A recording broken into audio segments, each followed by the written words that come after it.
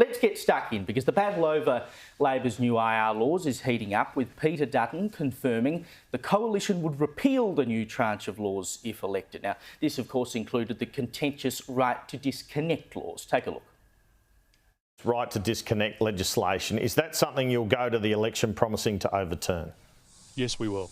We will take a policy that's in our country's best interests, that provides support to workers, but that doesn't make it impossible, particularly for small businesses, to employ staff.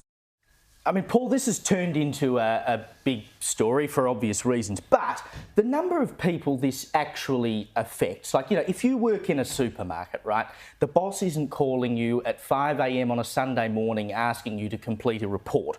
Most people who get called out of hours by their boss are in a job where it should be expected that you might receive calls out of hours. It seems like a stupid thing for the government to be fiddling with in the first place. Well, but equally so, right? Just thinking tactically here, one of the major problems that exists in the legislation that is making its way through the Senate is that currently there is a jail penalty if you are somebody who contacts their staff. Now, rather than turning around and committing to what you would do middle of next year when it comes to elections, I think this week's fight should have been about pointing out the absurdities of the current legislation, because the way Labor's obviously going to turn around here is they're going to say, well, we're going to have the numbers to quickly amend this, fine and fair enough. But if they want to get back where they were at the end of last year, it's about showing that when Labor and the Greens get together, they don't read the fine print.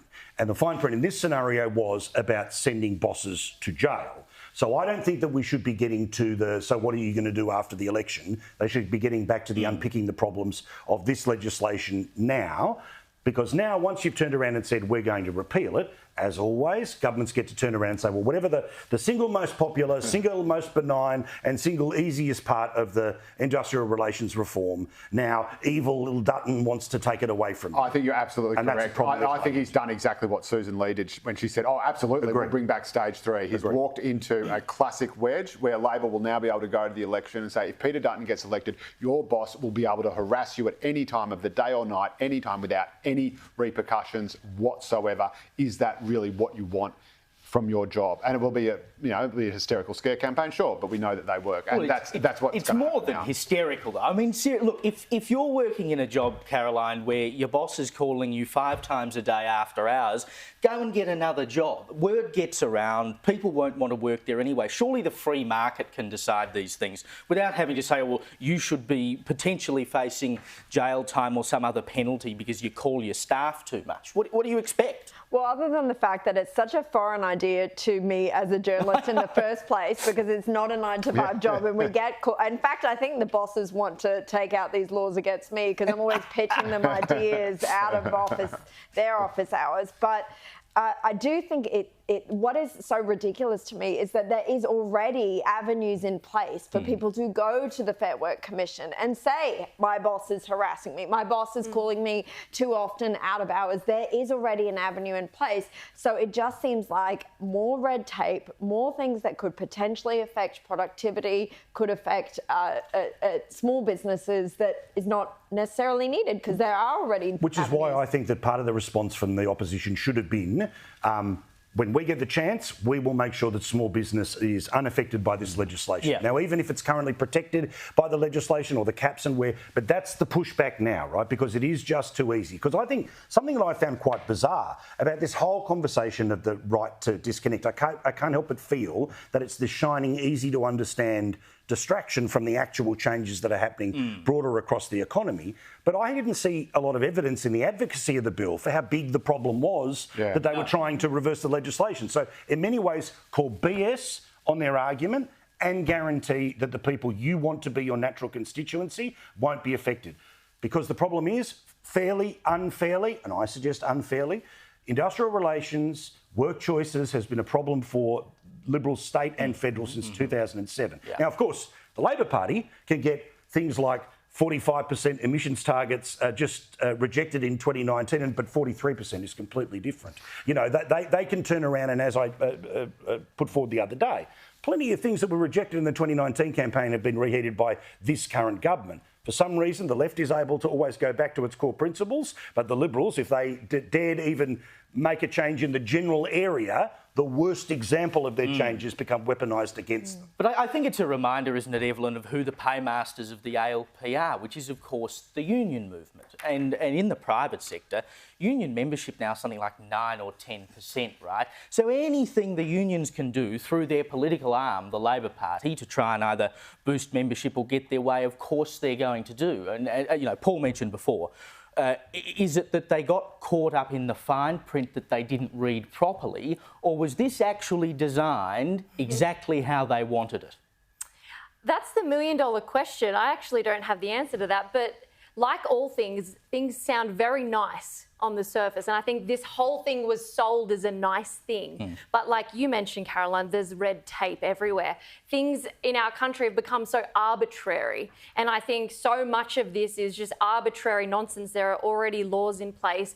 And they know that. So you've got to ask, why are they then doing it? What is the purpose for it? And there is something, I think, underlying in all of this that they don't want us to know. Perhaps they think we're too stupid to look at the fine print. And perhaps a lot of us are. But hopefully we can start looking at things when they start throwing these things at us. We can start to critically analyse it and go, hang on a second.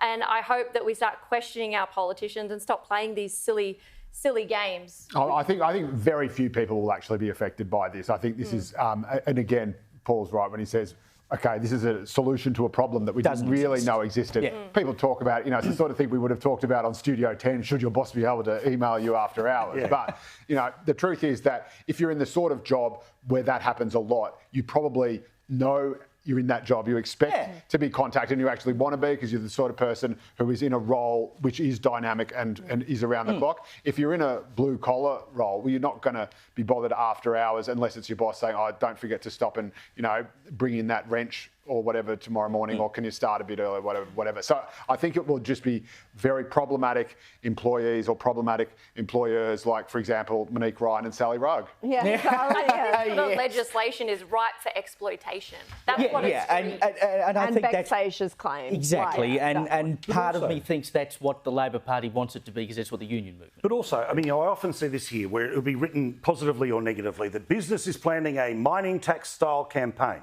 Great, 14 years ago. Yeah. Right, let's be serious about the last time a mass business campaign was able to either shift the needle or get what it wanted. That's 14 years ago, all right? Now, business decided to tacitly back in this government through multiple ways. Literally, they turned Shorten's environmental policies were a wrecking ball to let's stand there and clap the Prime Minister while he signs basically the same policies into law.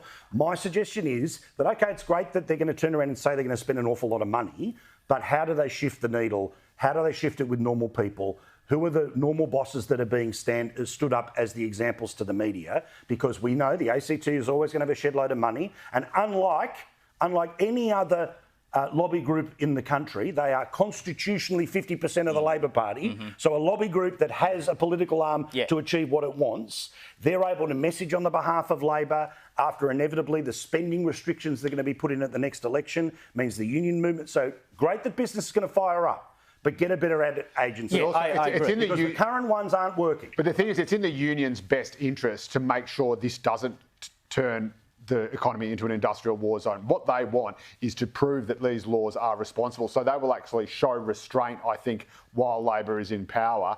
And then, of course, if and when the coalition next gets back in, they're going to, you know, that's when they'll arc up and say, see, it's because they're putting it. So there's no political incentive in the unions using these laws to make hay or make trouble. Because might want to be nice and conciliatory, but how many of the state versions of it or the local chapters that are literally, you know, we saw what the end. John Setker's retired now. Thank God for that. Going against the ships that are coming from Israel. Like, so there's a very radical union movement. Of course. That sits beneath the benign sort of, here's Professor Fells with his report that it's the companies that are ripping you off, nothing to do with the tax, all of that stuff, right? They play that game. So, we'll wait and see where we go. The radical unions break the law anyway. Like John, famously, John Setka said, if the law doesn't suit our members, we just ignore it. It's a bad law. We don't care. I listen to my members, not what the law says. So, Sally, McManus said that, remember? Yeah, I remember, So that's current leadership. So I know this is why the union movement's in the toilet. Why would you want to be a member of They're really good, sensible, right-wing unions.